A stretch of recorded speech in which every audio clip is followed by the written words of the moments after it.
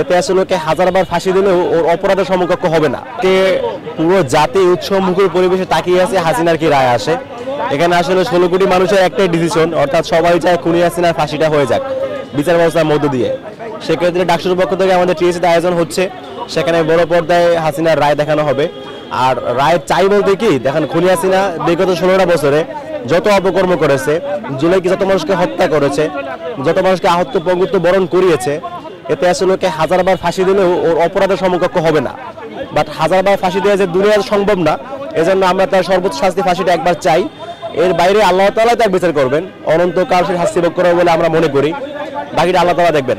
দুনিয়াতে একবার তার ফাঁসিটা চাই আমরা। দেখেন, রায়টা কার্যকর করাটা নির্ভর করে হচ্ছে আমাদের রাষ্ট্র ব্যবস্থার সদিচ্ছার উপরে। রাষ্ট্র যদি চায় ইন্টারন্যাশনাল পুলিশের মাধ্যমে তাকে দেশে ফিরিয়ে আনা সম্ভব, যদি ওইগুলো মানে ফলো করা হয়, যদি তার সদিচ্ছা থাকে, ইচ্ছা থাকলে উপায় হয়, আমরা এটা মনে করি। ইচ্ছা থাকলে খুনি হাসিনাকে ইন্টারন্যাশনাল পুলিশের মাধ্যমে দেশে ফিরিয়ে এনে রায় কার্যকর করা সম্ভব বলে আমি মনে করি।